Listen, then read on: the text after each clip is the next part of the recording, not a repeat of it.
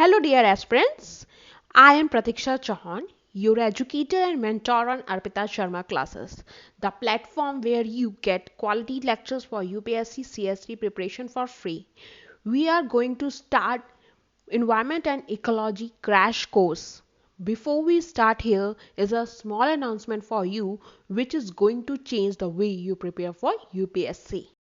Do you have a long-term vision to achieve success? Unacademy brings you new batches starting on 14th April 2021 to aid your exam preparation and help you with your journey. Use referral code ARPITA10 and get 10% off. Subscribe now. Click on the link below to subscribe. Here is the list of the batches that we are launching on Academy Plus for you.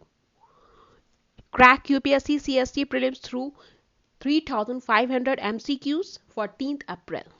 Mission Victory Batch for UPSC 2022 14th April. 1 year batch for 2022 14th April. 2 year batch for 2023 attempt 14th April. Strength your basics of NCERT's bilingual batch 14th April. Strength your basics of NCERT's English 14th April. Top Unacademy educator will cover the important concepts for UPSC CST prelims, and these courses will be helpful for aspirants preparing for UPSC CST exams. UPSC CST aspirants at any stage of their preparation will be benefited from these courses. The courses will be covered in bilingual Hindi and English. Do not miss this opportunity. Enroll now. Today we will discuss about wetlands, coral reef formation, mangroves, its significance, impact of climate change and pollution. We will understand its concept as well as we will solve some of the questions from previous years. So let us start with this lecture.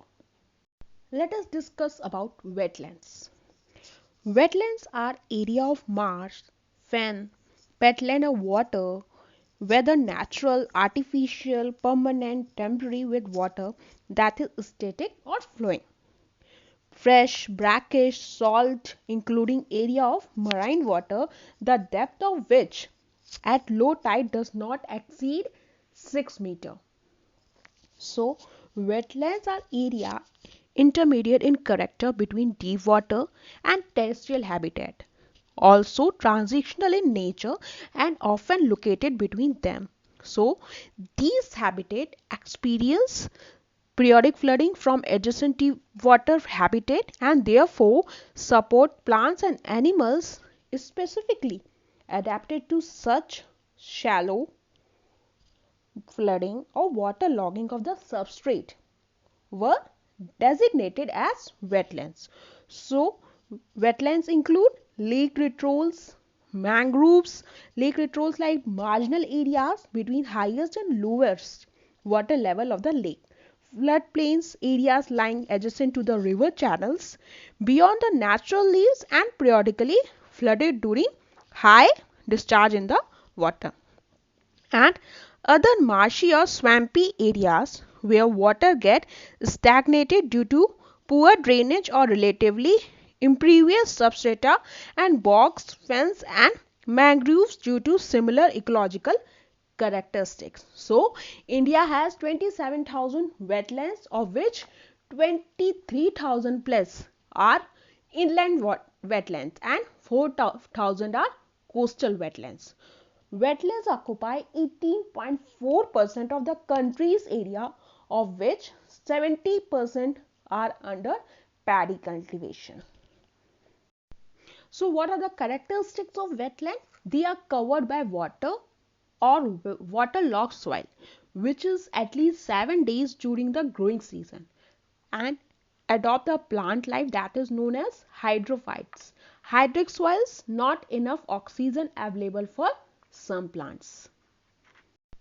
Now we will discuss about the classification of wetlands. Wetland is divided into two parts, inland wetland and coastal wetland. Even inland wetland is divided into two parts, that is natural and man-made. So natural examples are lakes or ponds, oxbow lakes, waterlogged, seasonal, swamp or marsh. Man-made are reservoir, tank, water lodge, ash pond. And coastal wetland are of two types, that is also natural and man-made. So in coastal wetland, the natural examples are estuary, lagoon, creek, backwater, bay, coral reef, tidal flat, mangroves, salt marsh, and man-made as salt pans, aquaculture. Now, what are the functions of wetlands? So, they are habitat to aquatic flora and fauna, as well they are numerous species of birds and which includes migratory species. Okay, so there are also a filtration of sediments and nutrients from surface water.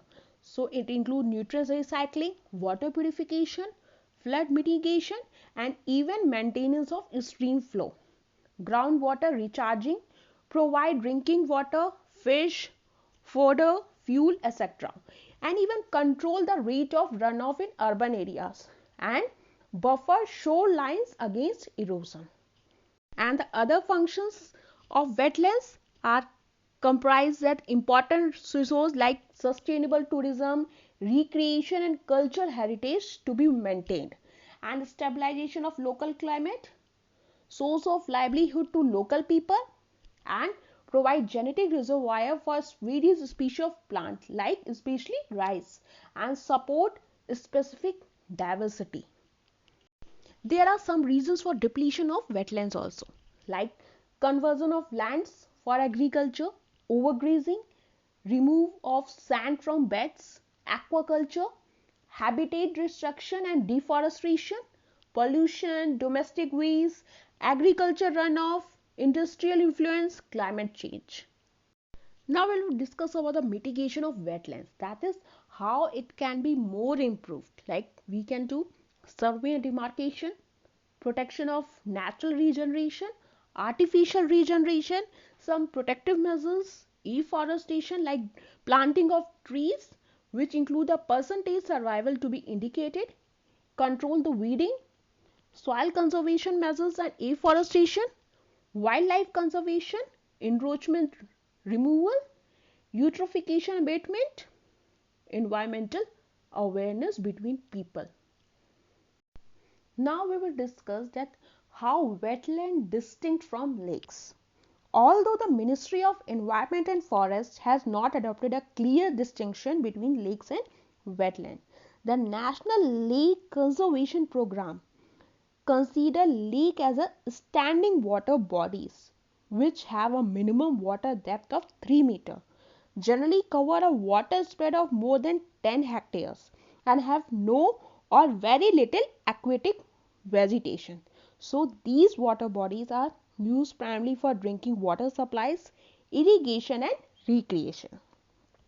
So however, marginal aquatic vegetation, particularly comprising of emergent plants and those inhabiting water-logged soils, is not only desirable but is to be prompted or promoted because it checks erosion, serves habitat for wildlife and helps improve water quality. Wetlands, generally less than 3 meter deep over most of their area, are usually rich in nutrients derived from surrounding and their sediments and have abundant growth of aquatic macrophytes. They support high densities and diversity of fauna, particularly birds, fish and macroinvertebrates, and therefore have high value for biodiversity conservation. These shallow lakes are rightfully categorized as wetlands. Lakes are generally less important when compared to wetland from the viewpoint of ecosystem and biodiversity conservation. So let us see the characteristics of both. Okay, if we talk about the origin of lake, they are largest due to tectonic forces, fluvial, geomorphic increase in water table, and wetland mostly fluvial residual lakes. Water turnover, that is permanent of lake, and wetland permanent or temporary. Water level changes, lake like relatively small and wetland relatively large. Thermal stratification, there is present in lake but not present in wetland. Vertical mixing, thermally regulated, and wetland wind regulated. Dominant producer in lake is phytoplankton, and wetland microphytes. Food chain grazing pathway in lake, and in wetland detritus pathway. Productivity in lake is low, and in wetland that is high. Trophic status in lake is oligotrophic. In wetland mostly eutrophic. Function flood control in lake is less significant. Wetland significant. Waste treatment in lake is there is no. Okay, and in wetland there is possibility, or yes, there is a waste treatment possibility is there. Now there are some of the organization. First is Wetland International. This is a global organization, that is an NGO, which works to sustain and restore wetlands and their resource for people and biodiversity. And their work ranges from research, advocacy, engagement with governments, corporate and international policy fora and conventions. Now comes the National Wetlands Conservation Program. It is implemented in the year 1985 and 86. Under the program, 115 wetlands have been identified by the MOEF, which require urgent conservation and management interventions. So, there are some criteria for identification of wetlands of national importance under NWCP. So, that is prescribed under the Ramsar Convention on Wetlands. So, the central government is responsible for the overall coordination of wetland conservation program. So, it provides guidelines, financial and technical assistance to state governments. So, the aim of them is to conserve wetlands to prevent their further degradation and to ensure their wise use for the benefit of local communities and overall conservation of biodiversity. So what are their objectives? To lay down policy guidelines for conservation and management of wetlands and provide financial assistance for undertaking intensive conservation measures, monitor the implementation of the program, prepare an inventory of Indian wetlands. Now you can see some of the important wetland under National Wetland Conservation Program. Like above you can see Vular, Hokisar, Surinan Mansar, and in between like Sambhar, Urpat Bhil, in downwards you can see Koleru. These are some of the wetlands which are identified under National Wetland Conservation and Management Program. Now next is Ramsar Convention on Wetlands.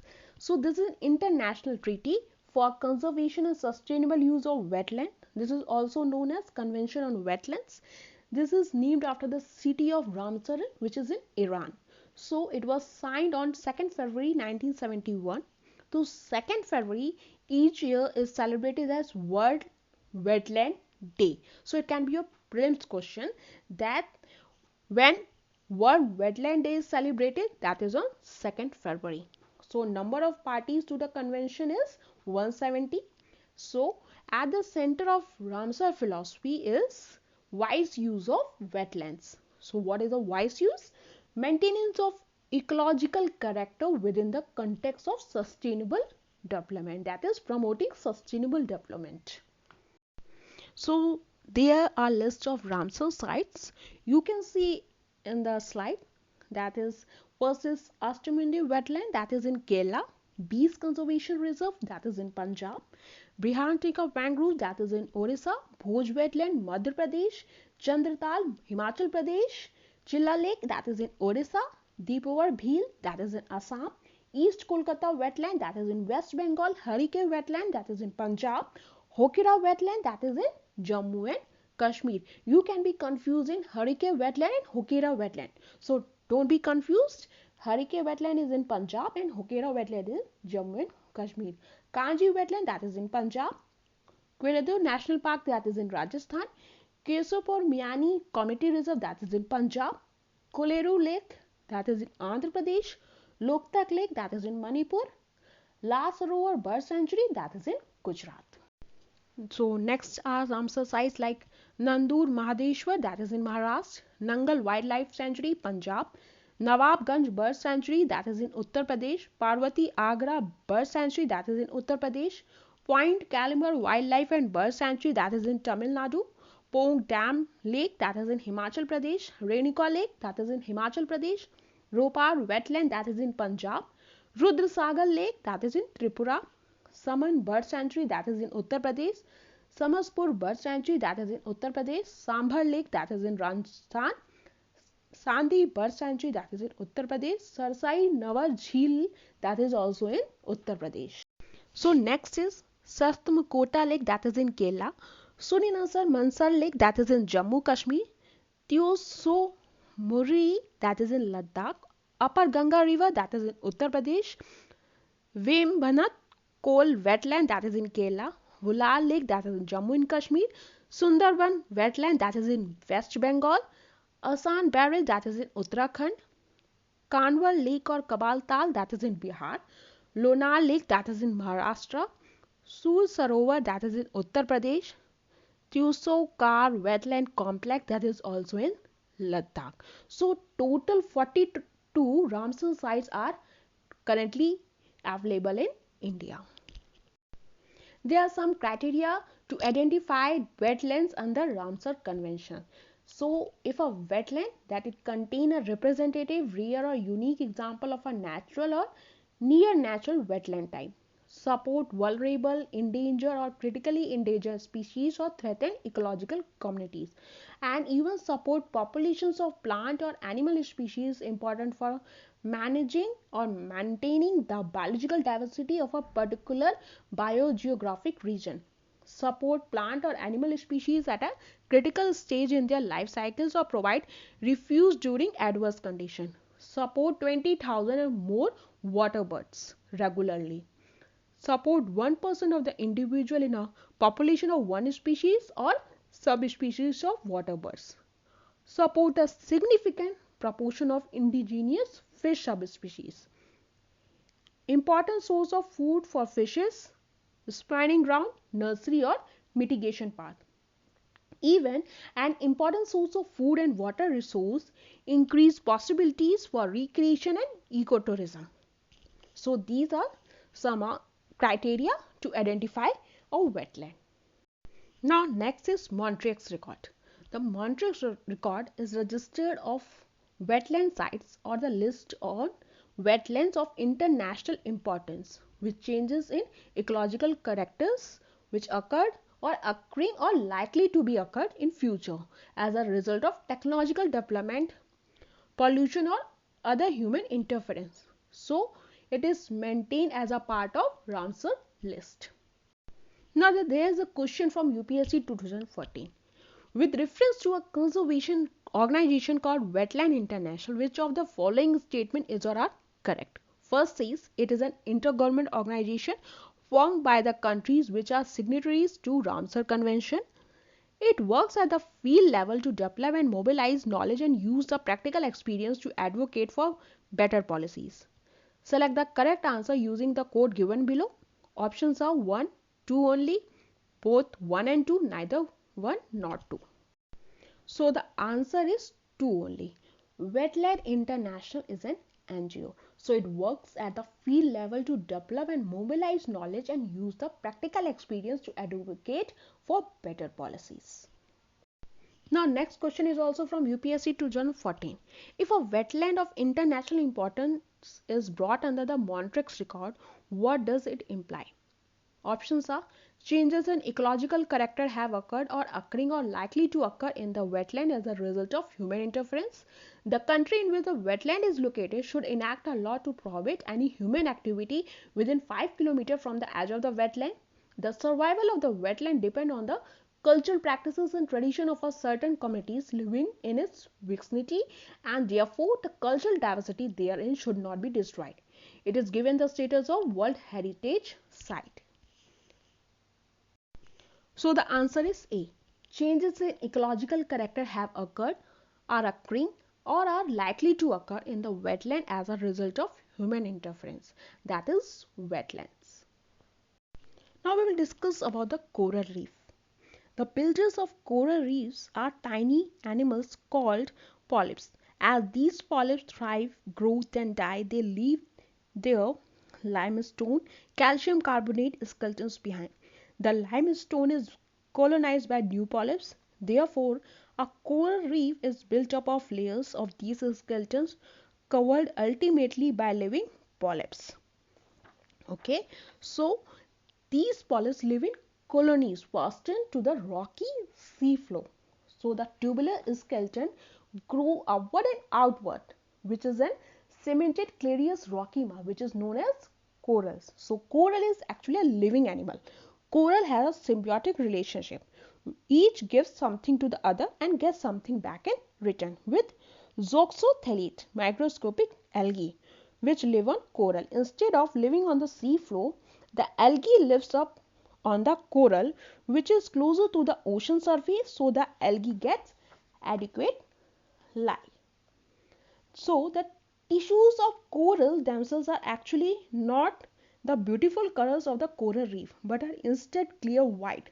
The coral receive their coloration from the zooxanthellae living within their tissues. So this cycle is repeated over millions of years, which leads to the accumulation of layers of coral.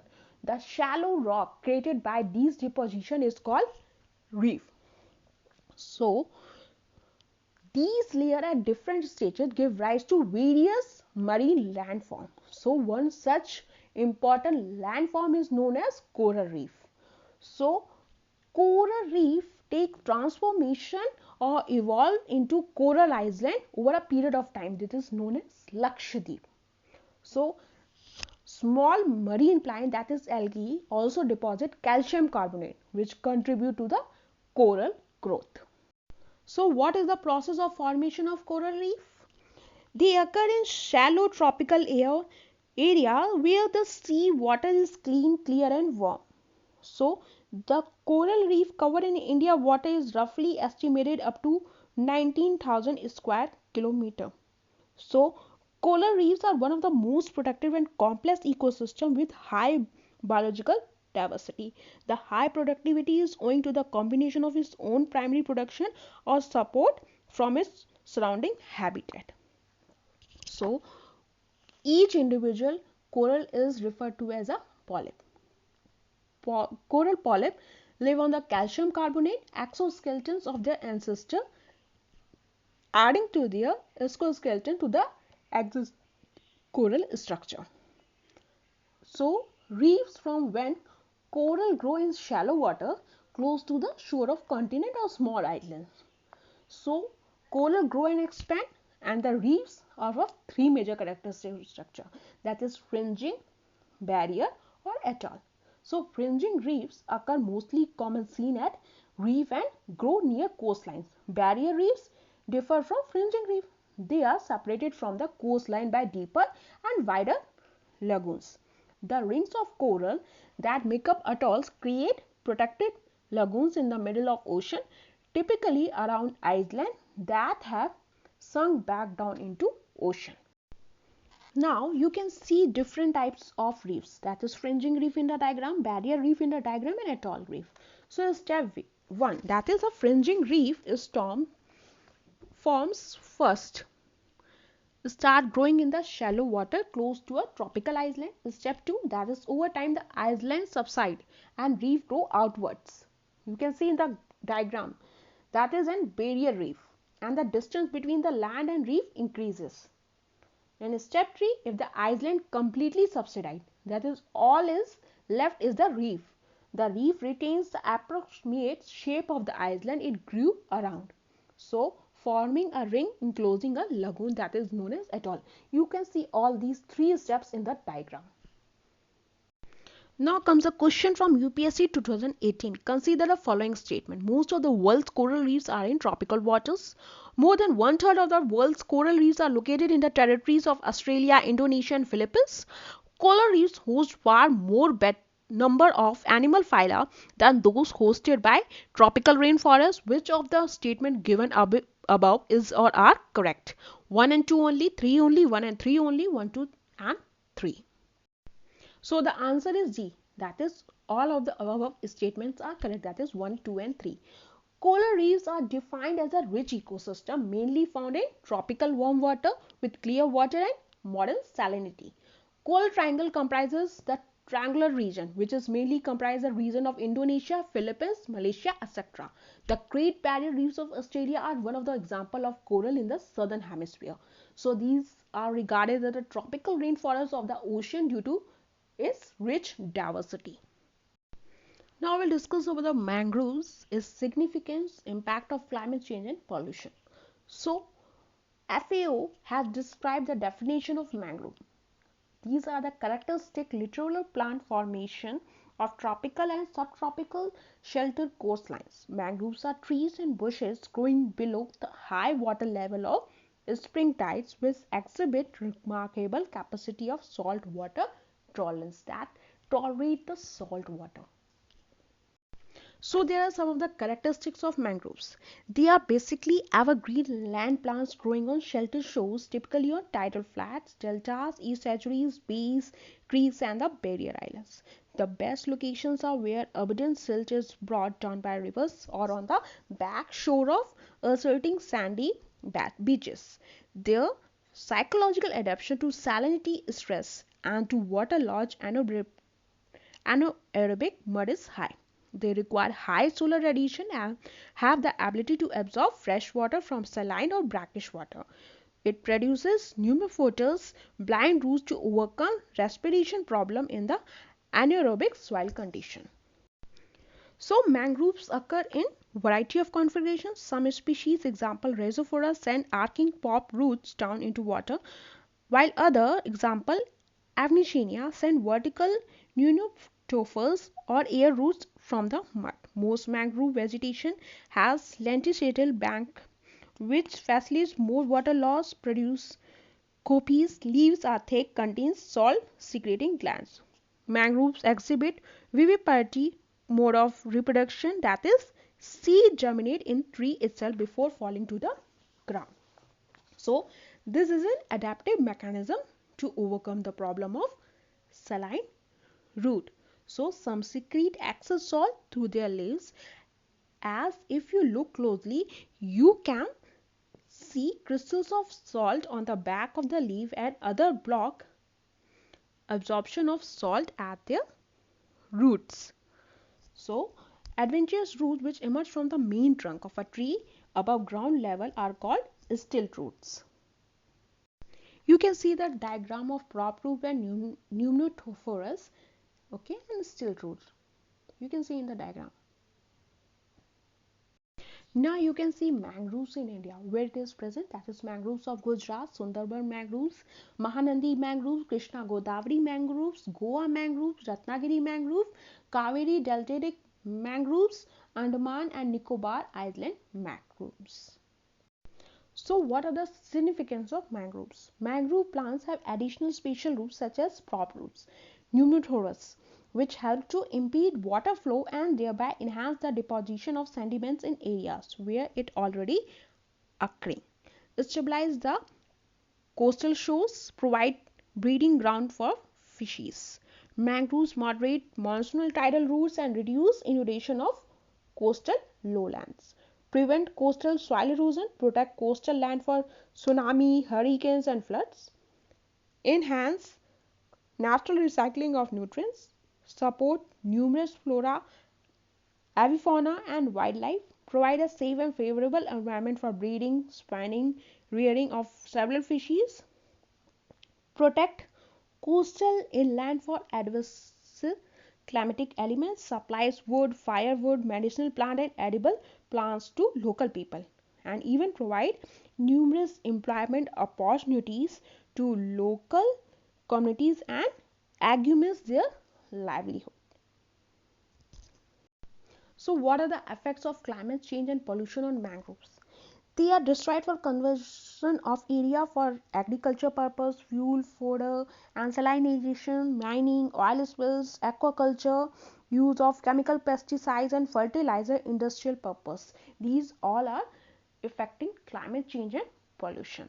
So increased level of carbon dioxide. So as the higher concentration of carbon dioxide can be deleterious. So the number of mangrove species which leads to a substantial change in vegetation along salinity and aridity gradients. So next is rising temperature. As the temperature gets high, so it can be predicted to have an impact on the species, and sea level rise can strongly affect the mangrove forest.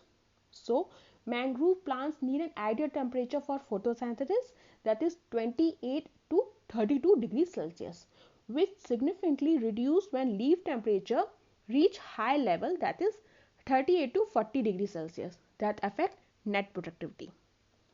So it can be predicted that mangroves could face species composition change as well as change in the flowering and fruiting periods due to temperature changes. So continuous monitoring and detailed analysis indicate that the maximum temperature has been increasing during the last century over all regions of India.